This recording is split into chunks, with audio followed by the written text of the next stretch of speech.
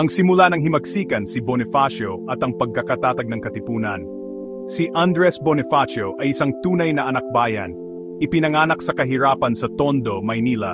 Ramdam niya ang paghihirap ng mga Pilipino sa ilalim ng mga Kastila. Uhaw si Bonifacio sa karunungan. Nagbasa siya ng mga libro at mga akda tungkol sa revolusyon. Dahil alam niyang ang edukasyon ay sandata laban sa pang-aapi. Ito ang nagudyok sa kanya na mangarap ng isang malayang Pilipinas. Noong ika-7 ng Hulyo, taong 1892, itinatag ni Bonifacio, kasama ang iba pang mga makabayan, ang Katipunan.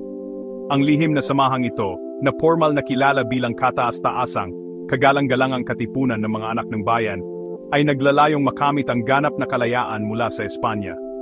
Ang mensahe ng katipunan ay tumatak sa puso ng mga Pilipino. Mabilis itong lumago at lumaganap sa buong Luzon. Hindi mayakakaila ang pamumuno ni Bonifacio sa katipunan. Siya ang supremo, ang pinakamataas na pinuno. Pinamunuan niya ang katipunan ng may karisma at paniniwala na nagbigay inspirasyon sa mga Pilipino mula sa lahat ng antas ng buhay na sumama sa laban. Sa ilalim ng kanyang gabay, ang katipunan ay naging isang malakas na puwersa ng revolusyon. Handa na silang ipaglaban ang kalayaan ng kanilang bayan. Nangunguna sa laban ang papel ni Bonifacio sa Rebolusyong Pilipino. Noong Agosto, taong 1896, sumiklab ang Rebolusyong Pilipino. Pinunit ni Bonifacio at ng mga katipunero ang kanilang mga sedula bilang tanda ng pagsuway sa mga Kastila. Ito ang kilala bilang Sigaw ng Pugadlawin. Ang pangyayaring ito ang hudyat ng pagsisimula ng armadong pakikibaka laban sa Espanya. Matapang na pinamunuan ni Bonifacio ang mga labanan. Nakipaglaban siya sa mga mahahalagang digmaan, kabilang na ang mga labanan sa San Juan del Monte at Mandaluyong. Kahit na mas malakas at mas magaganda ang mga armas ng kalaban, matapang na lumaban si Bonifacio at ang kanyang mga kasama. Ipinakita nila ang hindi matitinag na diwa ng mga Pilipino na lumaya mula sa mga mananakop. Ang pamuno ni Bonifacio ay hindi lamang sa larangan ng digmaan. Alam niya ang kahalagahan ng pagkakaisa at organisasyon. Nagtatag siya ng isang revolusyonaryong pamahalaan na nagpapakita ng kanyang pangarap para sa isang malayang Pilipinas. Gumawa siya ng mga batas at mga proklamasyon na nagpapakita ng kanyang kakayahan na mamuno hindi lamang sa digmaan, kundi pati na rin sa pamamahala. Kwento ng dalawang pinuno, Bonifacio at Aguinaldo. Habang sinimulan ni Bonifacio ang revolusyon, lumitaw ang isa pang pinuno, si Emilio Aguinaldo. Si Aguinaldo, isang general mula sa Cavite, ay nakilala dahil sa kanyang mga tagumpay sa Cavite.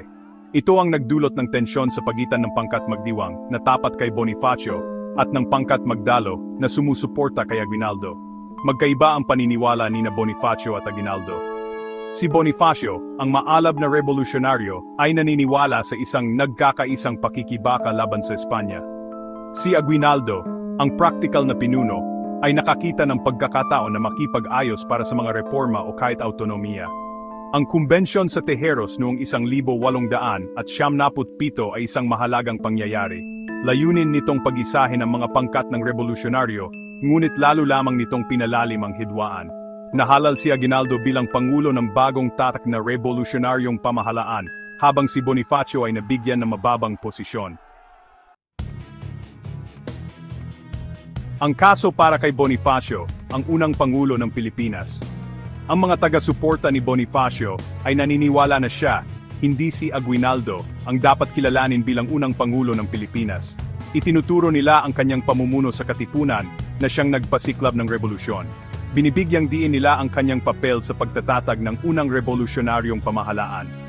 Bukod dito, ipinaglalaban nila na malinaw at matatag ang pananaw ni Bonifacio para sa isang malayang Pilipinas. Lumaban siya para sa ganap na kalayaan, hindi lamang para sa mga reforma o konsesyon mula sa Espanya. Ang kanyang dedikasyon sa kalayaan, ang kanilang paniniwala, ang dahilan kung bakit siya ang nararapat na unang pangulo. Ngunit, ang kasaysayan ay isinusulat ng mga nagwagi. Sa huli, ang pangkat ni Aguinaldo ang nagtagumpay. Ang malagim na pagpatay kay Bonifacio noong 1897 sa ilalim ng utos ni Aguinaldo, ang nagpatibay sa pwesto ni Aguinaldo sa kasaysayan ng Pilipinas. Ang walang kupas na pamana ni Bonifacio, simbolo ng katapangan at kalayaan. Sa kabila ng kanyang malagim na kamatayan, ang pamana ni Andres Bonifacio ay nananatili. Naalala siya bilang ama ng himagsikang Pilipino, ang taong nangahas na magpasiklab ng apoy ng kalayaan. Ang kanyang katapangan at dedikasyon sa kalayaan ay patuloy na nagbibigay inspirasyon sa mga susunod na henerasyon ng mga Pilipino. Ang kwento ni Bonifacio ay paalala na ang tunay na pamumuno ay hindi lamang nakasalalay sa posisyon o kapangyarihan, kundi sa kakayahang magbigay inspirasyon sa isang bansa na ipaglaban ang kalayaan. Ang kanyang pamana ay patunay sa kakayahan ng tao na malampasan ang pang-api at magsikap para sa isang mas magandang kinabukasan.